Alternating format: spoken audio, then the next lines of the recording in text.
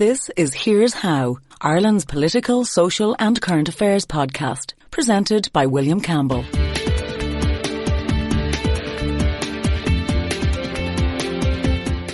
Thank you for downloading episode 115 of Here's How for the 21st of January 2021. Fianna Fáil are back in power. Are they a new modern party that have left their old corrupt ways behind? And who will be in charge? Let's ask the young pretender.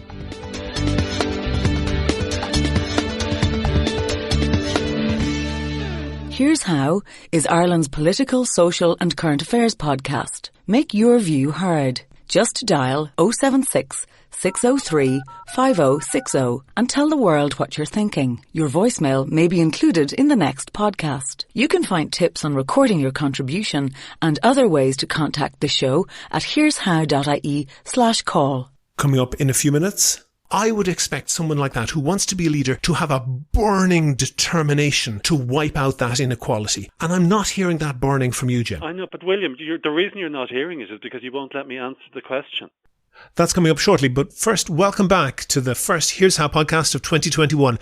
And I know that some people were getting on to me to ask, when's the next podcast? Well, here it is now, and we have a few more in the pipeline, so hopefully they'll be coming at you thick and fast. Helping in that process, I have Kevin Wolf. He's a PhD candidate at the Faculty of Education and Health Sciences at UL, and now he's the new assistant producer for the podcast, so welcome to him. Also, I want to thank all of my Patreon donors. I really appreciate them all. Patreon is a website where people can donate $1 or $2 per podcast or per month, and that helps me to give more time to research and finding interesting guests. If you think that you could do the same as those patrons and make a small regular donation, there's details on the website and at the end of the show. I want to talk about a coup attempt, a failed coup attempt. It was a ridiculous affair, viewed by some people as little short of comical, despite the fact that several people were killed. The coup attempt was carried out by a barely credible bunch of thugs who had a habit of dressing up in quasi-military uniforms and showing off their weapons in the streets. The intent was for them to storm government buildings to make sure that people who were theoretically their allies did what they wanted.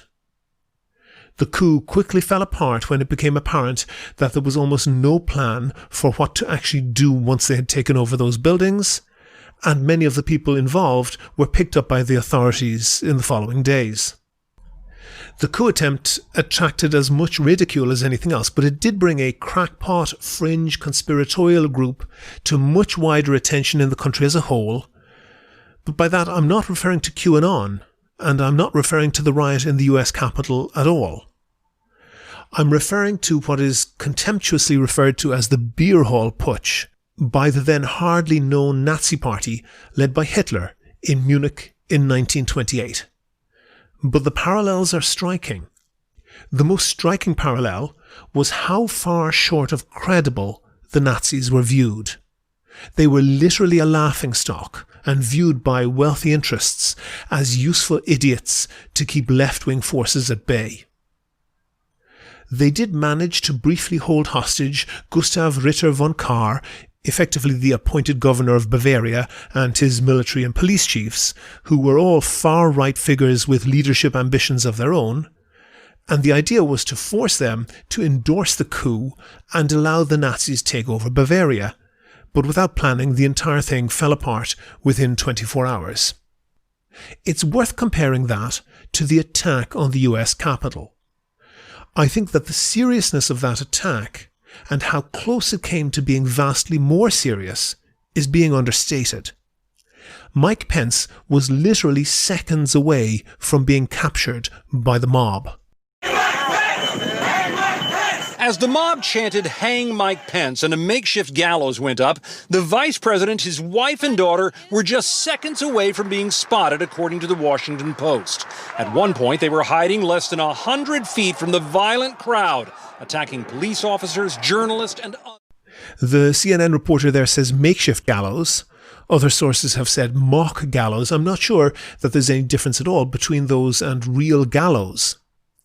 And if Pence had been captured by the mob, I don't think that there's much doubt at all as to what would have been his fate. But that's a what if. In the end, both the attack on the US Capitol and the beer hall putsch were ignominious failures. What's interesting is what happened next. Hitler was arrested, tried, and sentenced to 5 years in prison. He wrote Mein Kampf in the 8 months that he actually spent in a comfortable German jail. 5 years later, again trusted by wealthy right-wing establishment interests to be useful in resisting the left, Hitler was in power.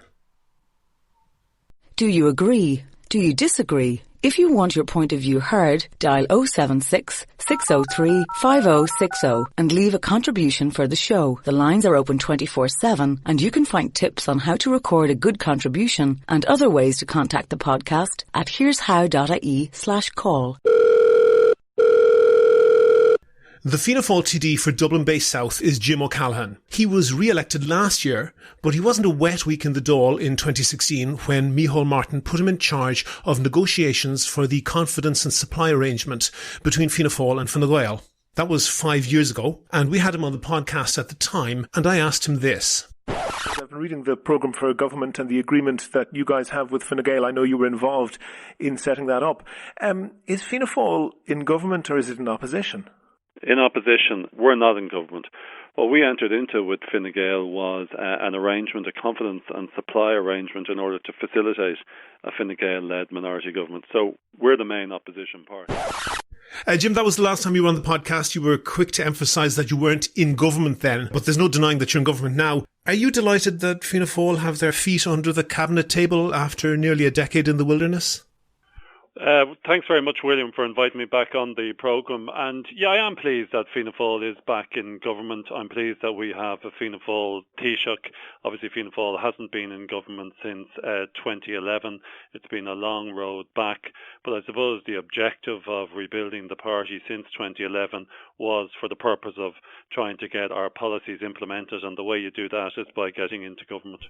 And you were offered a junior ministry, albeit a junior ministry, but one at, I think, the Department of Justice, which is one of the real junior ministries. It's got some power with it. Why did you turn it down? Well, listen, it was a complicated issue. First of all, I suppose I had to consider where I could be most effective from the point of view of Fianna Fáil and indeed from the point of view of a potential government. My own view and my own assessment was that a junior ministry in the Department of Justice, a ministry for law reform, where no law reform proposals had been outlined, was a limited role. And I thought that I would be able to play a more significant political role by being outside government. And obviously there were concerns at the time in terms of protecting Fianna Fáil's identity. I thought it would be better off to have a senior backbencher outside of government who would seek to ensure as a priority that Fianna Fáil's identity was protected and that I could. What do you mean by Fianna Fáil's identity? Well, I think if you look back at the history of Fianna Fáil as to what it stands for, I think it's important that we re-emphasise repeatedly what it is we are as a party. We are a centre-ground, centre-left national party that wants to reunify our country, build public housing, reward hard work, save the environment, protect the vulnerable and preserve Irish heritage, culture and language. That's what we are about. And obviously, particularly at a time when there is a pandemic in the country, the Fianna Fáil ministers in government are going to be very much preoccupied with the running of the country in a three-party coalition at the time of a serious pandemic and serious issues for the country. So I think it is beneficial for the country that the identity of Fianna Fáil is protected, that we have strong individuals in the parliamentary party outside of government who speak up on behalf of Fianna Fáil and who are actively involved in trying to, I suppose, re-energise the party. And it's a calculation I made. On the one hand, I could have been a junior minister in the Department of Justice with no proposals set out for what law reform was going to be. Okay, that's a reasonable objection. Yeah. But I just want, a lot of people will know you. Maybe not all of the listeners. We have a fairly wide demographic of listeners, and you are an extremely well-educated person. You're also a senior counsel. That's a very senior barrister. You studied in UCD. You studied in Cambridge. You studied in King's Inns. And maybe for the people who aren't so up on Fianna Fáil history and culture and so forth, can you explain what you understand is the meaning of the phrase rubber chicken circuit? The rubber chicken circuit, my understanding, is an expression that was used back in the 1970s and 1980s. Mm-hmm. And it was in general associated with former leader of the party, Charles Haughey. And it was a description of him travelling around the country, meeting members of Fianna Fáil for the purpose of trying to re-energise the party at one level, and on the other level to promote his own leadership ambitions. That's my understanding. Yeah, a lot of the people he met ended up being elected in the Fianna Fáil landslide in 77, supported him. Just for your listeners, the reason why it was called the rubber chicken circuit is because when he'd obviously go out to an event that there would be chicken served afterwards. Not necessarily of the greatest quality. Is it possible that you're on a virtual rubber chicken circuit at the moment? No, I don't see myself as being on any rubber chicken or any chicken circuit. But isn't what I So you've no ambitions for leadership? I never said that. You're asking me, am I on a rubber chicken circuit? What I've been asked to do in recent times, and other members of the Fianna Fáil Parliamentary Party are doing it as well. For instance, my own colleague Barry Andrews is going to address my own organisation by Zoom next Tuesday. But when members of the organisation or Corla Dáil counters in other parts of the country ask me to address them, as it can only be by Zoom meeting now, I'm happy to do that, and I'll facilitate anything that'll assist in strengthening Fianna Fáil. Okay, I want to ask you a couple of things about Fianna Fáil and your relationship with Fianna Fáil and the party as it goes forward. But just one thing on international politics to begin with. I won't ask you if you support Scottish independence. I presume that you'd say that is a matter for the people of Scotland. But if you look at the polls there, it seems that it's a very significant possibility. Particularly the Scottish elections are coming up in a couple of months' time. Would you agree that this could be very destabilising for Ireland, particularly given that, the cultural attachment of unionists is more often to Scotland than it is to England? Yeah, it's an interesting question, and just the development of the Scottish independence movement is, very revealing as well. Like the Scottish National Party. But as it relates specifically to Ireland, that could be a COVID-type situation where an issue apparently comes out of the blue and has massive implications for this country. I agree with you. I think it will. And I've said before that one of the things that are going to promote the cause and campaign for Irish unification is going to be COVID, Brexit, but also Scottish independence. If the union, which has been there with Scotland since 1700, breaks up, that's a significant destabilising effect in the United Kingdom. Now, I don't know whether it's going to happen. Of course it's going to be destabilising here as well, particularly with view to the north. Well, I don't know to what extent. The primary destabilisation is going to be within the United Kingdom. You're going to be left, if that happens, you're going to have a United Kingdom of England, Wales, and Northern Ireland, okay? Mm-hmm. And the reality is, you're correct in stating that there was a strong link between Northern Ireland and Scotland. And with that link gone, I suspect the union with Northern Ireland will be weakened further. Okay.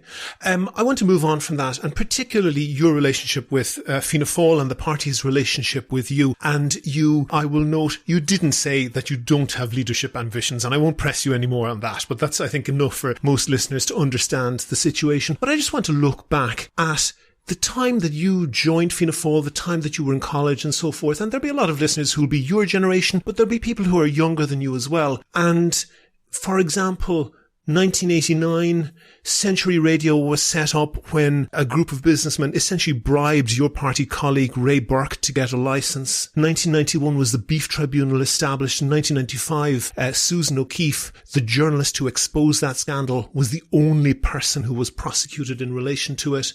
You ran for the Seanad in 2002. That was the year that the Ansbacher report came out and that Liam Lawler was imprisoned. You ran in the locals in 2004, the year that Ray Burke was jailed for not paying tax on bribes that he had received. And you won a council seat in 2009. Congratulations on that belatedly. But that's the same year that on Primetime, I think a programme you're probably acquainted with, it revealed that Michael Fingleton had facilitated fast-track loans for people like Francis O'Brien, Don Lydon and Celia Larkin, Bertie Ahern's partner.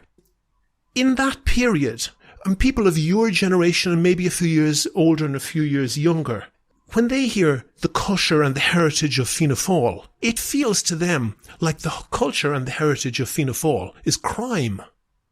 Would you agree with that? I wouldn't, William. I wouldn't agree with that. And obviously, you've gone back over 30 years in recounting details which are embarrassing in terms of the involvement of Fianna Fáil senior figures in those events. But look, I think it is some of them were crimes. Some people were. You spoke about Ray Burke. He was subsequently convicted of a crime. There were crimes committed. There were crimes committed in respect of Ansbacher. But I think it is unfair to lay the blame for all of them at the feet of Fianna Fáil as an institution. Like, I don't deny the fact that there were people who were in Fianna Fáil, politicians, senior figures, who embarrassed the party, who damaged the party, and did a great disservice to the country as well in terms of the behaviour that you've outlined there. But like, I do think it's unfair to say that this was an issue unique to Fianna Fáil.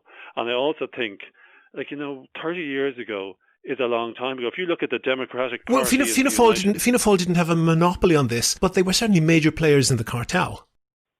Well, there were acts of corruption which took place in Irish politics. You're absolutely right about that. And Fianna Fáil, as the largest party at that time, was involved in them. But could it happen now? No, I don't believe so. I don't believe it could. I don't believe it could happen now, because I just think that the type of corruption that took place back 20, 30 years ago is not feasible now. And I've worked on... Okay, pause on that idea for a minute. Just let me finish this point. I've been a member of Dublin City Council, as you said, from 2009 to 2016. You identified one of the big areas of corruption in Irish political life was in local authorities.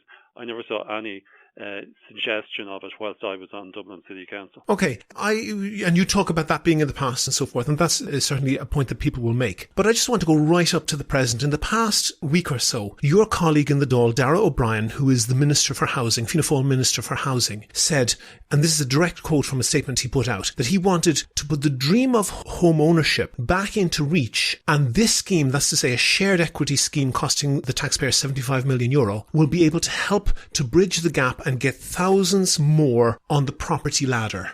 As you see it, is that statement true or false? Well, first of all, obviously, I don't think we should be, and I don't think you are trying to link what Darragh said and the proposal in respect of... No, I'm not, but I want you to focus on that statement. He said this shared equity scheme set up in the budget with €75 million budget, that this scheme will help to bridge the gap and get thousands more on the property ladder. Now, that's either the truth or a lie. Which do you see it? Well, listen, I don't go around assessing statements as being this is the truth or this is a lie. Well, is it true or false? Well, I believe it is true. He believes that it is going to improve the opportunity of people getting onto the property ladder. And there's a huge number of people who are desperate to get onto the property ladder, who have aspirations to own a home. And if you look at it at present, sometimes it's extremely difficult for people who Darragh's trying to facilitate here, people who, earn more than... Everybody knows how hard it is. William, Go ahead. William, you got let me finish the point. In terms of there is a huge number of people who earn too much to qualify for a local authority social housing, and then who don't earn enough to get mortgages from banks. So this is something that's going to facilitate them, but the state taking a share in the equity of the house. It will enable them to try to reach that aspiration of owning their own house, and I think it will facilitate them in getting their foot on the ladder. Okay, hold that thought, because I want to go on courtesy of the business class in Coláiste na Mí in Navan in County Meath. They've actually got up on their website some videos. I think it's originally from the ECB, but this is some learning material targeted at the junior cert business students in Navan there. What would you like? 2, please. That's not enough. You've increased the price. Why's that? Because people have more to spend than there are goods to buy, the demand for my cakes has risen. And the price of flour has gone up. I have to pay the miller. And the price of wood for my oven has gone up too. Well then, you'd better have more money. Wait a second. I know you. You're inflation. Well done. Because you're so clever, I'm going to give everyone here a cash prize. No, don't! If there's too much money around for the same number of products, it pushes up prices and money loses its value. Jim, that's, as I said, from a junior cert course in business. It doesn't take a genius, though, to work out, and I'm sure we have some geniuses doing the junior cert there. It doesn't take a genius to work out that if you have an increased amount of money chasing a fixed amount of goods or services, that the price goes up and nobody gets anything extra, and no extra houses are built. Nobody extra is on the housing ladder that would otherwise not have been on the housing ladder. All that happens is more money goes to the developers. Well, I don't agree with that, and I think if you were just to look at it as though the only policy that exists in respect of housing is Darrell's affordable housing scheme, I think you may be able to make an argument in respect to that, but that's not the case. But for every house that's bought under that scheme, somebody else can't buy that house outside of that scheme. The number of houses is identical. I know, but the purpose of it is to try to facilitate people to purchase houses that they can't purchase at present, and the benefit. But the house wouldn't have lain empty if they hadn't bought it. Somebody else would have bought it. But it's also the case, William. We need to increase supply of housing as well, and if you do increase supply, that's going to be the real determiner of ensuring that prices come down. Like the big problem here we have. Like let's just try. But that runs counter to the most basic of economic theory. Supply and demand. I know, we obviously we need to increase supply of housing. That's something that's absolutely fundamental. Okay, can I just give you a couple of facts here? Because Owen O'Brien of Sinn Féin did an FOI request, and he got information about no less than 4 occasions when Darragh O'Brien was warned in writing that, and I'll give them very, very briefly, the Department of Public Expenditure wrote to him warning that this shared equity scheme is a demand-side measure which is unnecessary in a market like ours, which is chronically undersupplied. And just a couple of days after that, another official in the Department of Public Expenditure said that the Department of Finance and the Department of Housing have spoken to the banks and developers who apparently suggest this will unlock supply. And their opinion, that's to say the civil servants' official opinion, people who've studied this said, we think this will push up prices in a supply-constrained environment, most likely at a time when prices are starting to rise anyway. And the Secretary General of the Department of Public Enterprise, Robert Watt, wrote to Darragh O'Brien's department saying the property industry want an equity scheme because it will increase prices. Well, can I just say to you... Do you think they're all wrong? I haven't looked at that correspondence and I will look at it, but can I say to you, if it does have the effect of increasing prices as a result of this, it's a scheme that's not going to work and shouldn't be supported. Hey, hold on for 1 second. That depends on how you define work, because if your goal is to increase the profits of developers, which hold on for a second. You were on Dublin City Council and you came in maybe not in the thick of it, but at a point when there were plenty of Dublin City councillors who beat their breasts and said that they supported this development, building a housing estate on a floodplain, or a dozen, or actually hundreds of other inappropriate developments. And when the information was revealed, it became very obvious, for example, in the Mahon Tribunal, that Frank Dunlop had kept a stash of cash in his house for the express purpose of bribing your colleagues on Dublin City Council on a regular basis. And I'm not saying that's going on at the moment, but you have to admit that when the officials in the departments are all ringing bells and sounding alarms and flashing lights saying, don't do this because it won't build any more houses, but it will jack up the prices. It really doesn't. It's not a good look, is it? Yeah, can I just say this to you? I think it's unfair, William, to try to link the proposal that has been put forward by Darragh O'Brien with acts of corruption that were perpetrated by Frank Dunlop and other councillors. They were never colleagues of mine because it was far before 2009, I can assure you, on Dublin County Council and Dublin Corporation at the time, back in the, I think it was the 70s and the 80s. Oh, okay, look at this, okay. but no, Jim, look at this from a regular person's point of view. Fianna Fáil is a party that has a history of corruption, particularly in planning and building. Especially in planning and building. And now we have department officials, which they didn't need because, as I said, junior cert economics students are able to make the same point and understand it. But he's got departmental officials ringing bells and sounding alarms saying, don't do this because this is pumping more money into an already overly inflated market. And of course, it won't build a single extra house. You can see how that any voter would say, this looks like you're back to your old tricks. Listen, I think that's a very unfair assessment by you. Like, you're perfectly entitled to refer to acts of corruption that were outlined in the Mahon report, the flood report, in terms of what happened with rezoning and property development in Dublin back in the 70s, 80s and 90s, and they're in those reports. Perfectly entitled to refer to that. However, the fact that civil servants have written objections and concerns about the scheme that's been proposed by Darragh O'Brien should not be linked with that, and I think it's unfair to do so, William. Listen, the big issue, if we want to talk about resolving the chronic housing crisis in this country, what we have to recognise is that we have to increase supply. And I listened to the points you made there. You said this is a demand-side measure. I hope it won't turn out to be. But listen, can we talk about in terms of how we can try to improve the opportunity for young people even further? Oh, I'll tell you one way. I'll tell you one way that all economists agree would improve that. I'll get you to comment on this one. I know, but you're interviewing yourself now, William. Go ahead then, Jim. I was about to make a point. Go ahead, briefly. Obviously, Darragh is trying to bring forward an affordable housing scheme. My own view is I hope that succeeds. However, I do not believe that we are really going to ever be able to significantly get the price of houses down unless we tackle the price of land and development land. And this was a proposal that was put forward years ago in the Kenny report. And I think what we need to do is we need to amend Article 44 of the Constitution. I remember I gave advice in respect to this matter before. I believe it can be done. Some people state that the proposals in the Kenny report are constitutional. However, I think it would be much more beneficial if we had a referendum on it.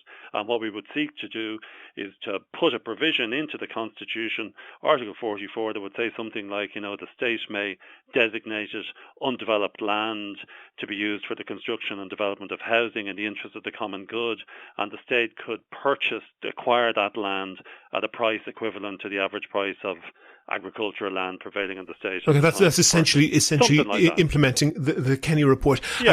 Another, and that certainly sounds like a good idea. Fianna Fáil have been in government for many, many of the years since that Kenny report, when you and I were children, was issued. But another thing you could do is just transfer a chunk of the tax base from income over to property. Say that to me again, William. I'm sorry, I missed that. We in the OECD are absolutely unique in that we get almost the whole of our tax from current taxation. That's to say, tax on income, VAT, tax on businesses, and almost nothing. It's almost irrelevant the amount of tax we tax on property. Well, I was speaking last night to a friend in New York. I was speaking to him yesterday, and he told me that his property tax. And he lived in he said it was a modest house out in New Jersey. His property tax per annum is $25,000. Okay, so you're right in respect to that, but I suppose, listen, to be clear, I'm not advocating increasing taxes. I'm advocating to have a revenue neutral switch away from taxing income and towards taxing property. Is that something? I'm not going to spend a long time on this, but is that something in general you would approve of? No, we have a property tax in place at present, but if the objective here, that the purpose of our conversation just at this point is about trying to resolve the ongoing housing crisis in this country, and the only way we're going to achieve that is through producing more houses, supply more at lower rates. And I put forward the proposal about the Kenny report. In terms of the proposal you've put forward, how will that increase supply of housing? Because in any economy, if one sector of the economy is taxed and another sector of the economy is untaxed, it is natural that people will invest their money and their energy and their talent and their ingenuity in the untaxed area. And in Ireland, property speculation is basically tax-free. If you're working in McDonald's and you do an hour's overtime, you will pay a higher rate of tax than somebody who is speculating on land and making millions on that. But you have to pay tax on any income that's generated. But you don't have to. Yeah, but hold on for a second. 8 landowners, 8, own the vast bulk of housing land, of vacant housing land in Dublin, and they don't need to sell it because they can simply finance other investments against it, and they drip feed tiny amounts of housing land onto the market. Changed. I agree with you. When you look at rezoned land, that it is ridiculous that you could own a field, and as a result of a decision made by a local authority, the value of that field will increase 6, 7-fold. And I think Or we need 20. to recognize we need to recognize that housing is an absolutely essential national form of infrastructure, and that the state should be given power to purchase. If the state could purchase land at agricultural value and say that's dead for the purpose of housing development, it would transform the whole issue in terms of cost. It'd be I'm glad we agree on that, but I want to move on to another topic, because you're a senior counsel, and that's basically one of the most senior types of lawyers. What you do is you appear in court, and I know that mostly you appear in civil cases, but you'll be familiar with the criminal system in this country. And you talked about the values of Fianna Fáil and Republican values and so forth. And I would have thought that one of the most important ones of those are equality. Would you agree that in Ireland there's a certain class of people who are chronically under-prosecuted? Well, for what crime? Well, I'll give you a couple of examples, but it appears to me, and you don't have to be long on social media, and you wouldn't want to spend long on social media anyway, but you don't have to be long for people to point out vast disparities. And I'll give you a couple, but maybe you just start out by saying what you explain, because you're a barrister and I'm not. What does perverting the course of justice mean? Well, perverting the courts, first of all, I'm not a criminal barrister. Perverting the course of justice is doing something such as interfering with a witness who's giving evidence in a trial, or trying to stop a prosecution from taking place. If I were to summarise it as doing anything that would tend to make a court case go one way when it should have gone another, that would be perverting the course of justice. And not necessarily. Like lawyers in court cases all the time trying to make cases go one way rather than another. Yes, of course, illegitimately doing so, interfering with evidence, interfering with witnesses and so forth. Yeah. And up to recently in Ireland, this was a common law offence, so it was just understood as an offence, and that's the case in England. It has been codified in law in Ireland, but the offence hasn't really been changed. And there are some cases in Ireland that are just astonishing when put in contrast with cases in the UK. And the one I would draw attention to in the UK was of Chris Huhne. Chris Huhne was the former deputy leader of the Liberal Democrats. I'm aware of him, He went to jail, actually. He went to jail. His wife to claim she was driving his car. Exactly, for 2 penalty points. And what happened was he was close to the limit on the penalty points. His wife signed that she was driving the car when they were speeding and not him. That came out in a messy divorce. He went from Her Majesty's government, from being a cabinet minister, to Her Majesty's prison in Wandsworth because of that.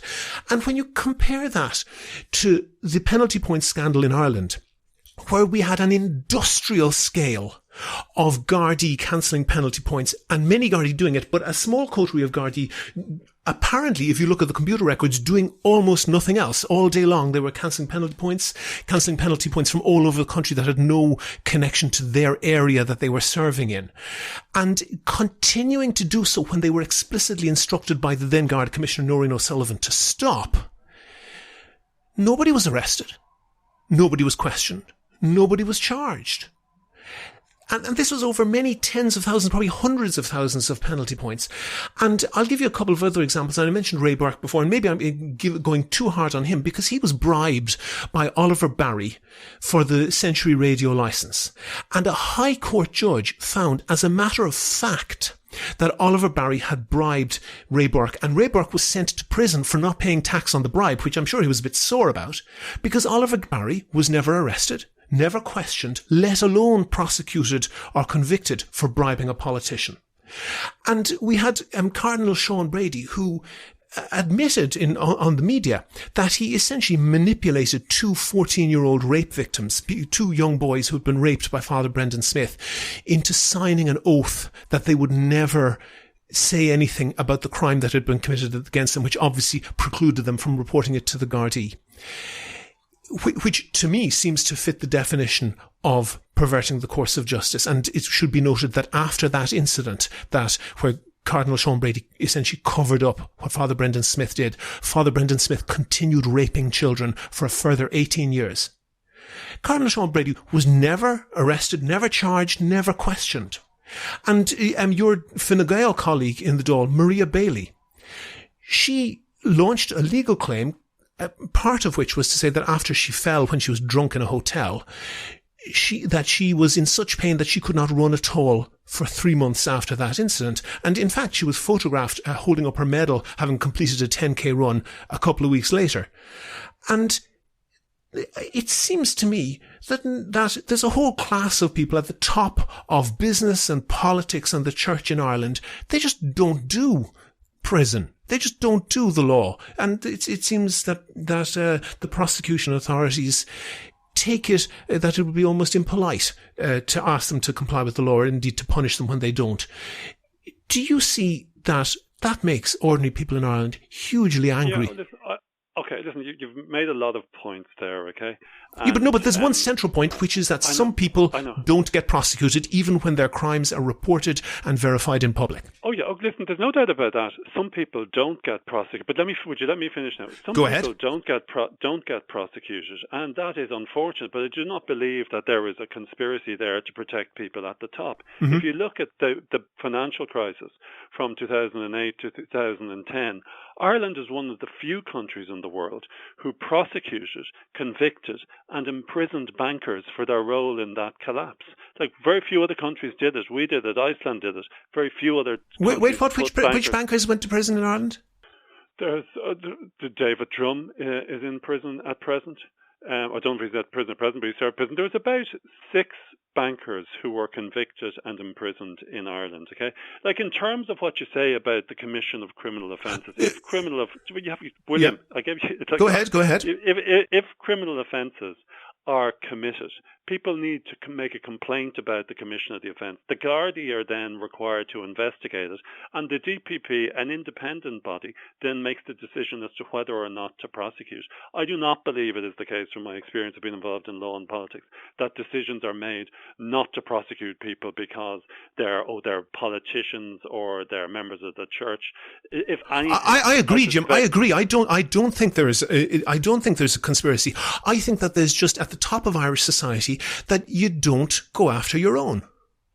No, I disagree with that. Oh, okay. Well, let me contrast two things. Jonathan Aiken, who was another British politician, he sued the Guardian. Like all these points. I want to make this one. No, I want to make this one specifically, Jim. I want to make this one specifically because the parallel is so close. Okay. Jonathan Aiken sued the Guardian over a story exposing his corruption, and he denied it. That case never went to court because while they were investigating it, the Guardian's lawyers came up with evidence which rebutted his alibi. So it never went to court. He had just begun legal proceedings against the Guardian in which he had lied about an alibi. Jonathan Aiken was booted out of the Conservative Party, was prosecuted, and went to prison for perverting the course of justice. And that situation, as far as I can see, is absolutely analogous with Maria Bailey. She didn't get into court with her claim, but she launched a legal action in which she lied in an effort to increase the damages that she might receive. And she lied saying that she had been unable to run at all for 3 months after the alleged incident. Those two are absolutely parallel.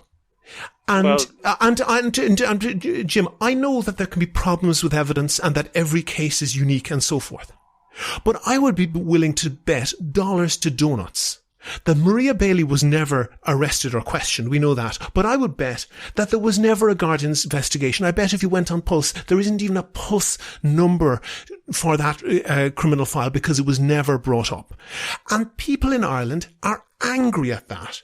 And I'm wondering, do you have a plan to change that? Or do you think that can just toddle along and keep going like that? Well, listen, first of all, I don't know the circumstances of what the Gardaí are doing, if anything, in respect of Maria Bailey. Like, you've made serious allegations against her there. I do not know. I haven't made the allegations. It's public record. I'm just saying, I don't know whether there's an ongoing investigation in respect of it. However, if perjury is committed or if an untruthful statement was made in a verifying affidavit grounding her claim, that's a criminal offence if that happened. Mm-hmm. In terms of Jonathan Aiken, like, just so as your listeners are aware, that Jonathan Aiken issue was like back in the 1980s, I think it was. Yeah, but he was pretty swiftly convicted. I know, but sorry, it was an elaborate fraud that he perpetrated by getting a hotel in Paris to suggest that he was not staying there at the time. Correct. Isn't that correct? He went into the witness box. He swore under oath. No, he didn't. No, he didn't. No, it never went to court.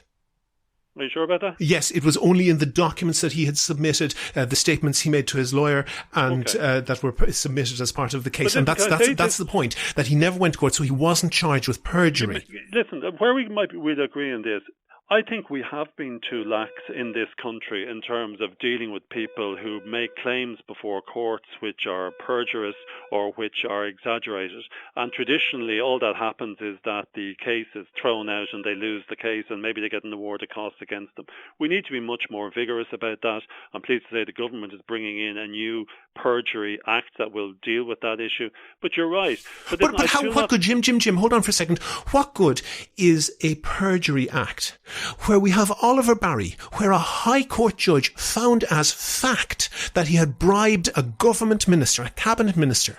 He's not arrested. He's not charged. Nothing happens. I know, but William, you got to be fair to me. I'm not aware of the Garda investigation in respect to that matter. Well, neither is Oliver Barry, because he was never arrested. I'm sure it would have been publicly reported if he had been arrested. Well, listen, all I know is that the Gardaí will investigate issues and they make a determination as to whether or not to send a file to the DPP or not. But how could they investigate it if they didn't even bring him in and ask him for a statement?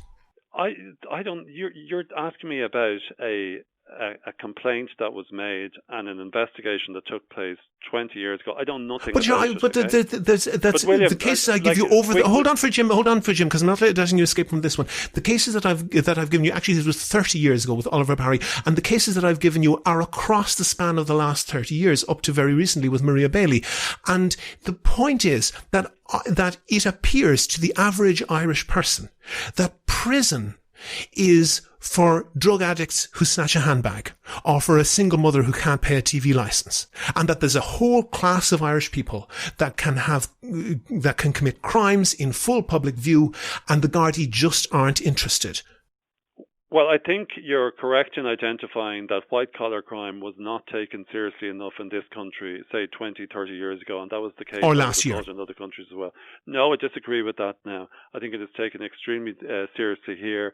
I think the Gardaí investigated much more vigorously. If there's hold with that. Go ahead.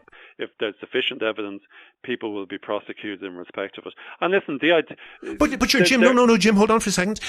If there's sufficient evidence, but if they don't even, if what on the face of it appears to be really quite a serious crime is being reported on the front page of the newspapers, and the Gardaí aren't even interested enough to open a file and bring somebody in for questioning. But I don't know if that's the case. I would have thought if a complaint was made to the Gardaí about the Oliver Barry bribe, which you described it as, that would have been which a High Court judge described it as. But can I say this to you, William? Like, what we can't have as a situation is where politicians can start dictating who should be investigated, who should be prosecuted, who should be brought before the court. Which is why I asked you, do you think there's a class of people in Ireland who don't do prison?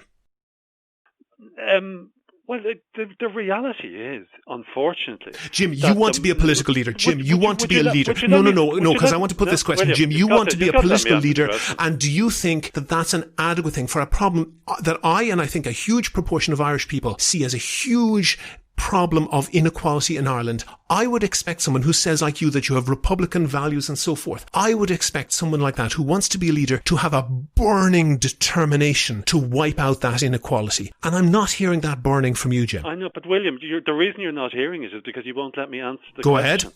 You asked me, did I think there was a class of people who are just left in Irish prisons? And when you look at an analysis of people who are imprisoned in Mountjoy or other prisons, unfortunately, it is the case that huge numbers of them come from very disadvantaged backgrounds. And I think we need to recognize that. Now, I don't think the solution to that is that we have to now get an equal number of people from advantaged backgrounds. No, but if advantaged people commit crimes, surely at least it would have been just to arrest, for example, Oliver Barry 30 years ago, Maria Bailey a year or two ago, and bring them in and put questions to them to it. Like, the Gardaí do arrest and do investigate white-collar crimes, and they do investigate and arrest and charge people from what I've described as advantaged background. Now, it is clearly the case that the preponderance... And you think that's adequate?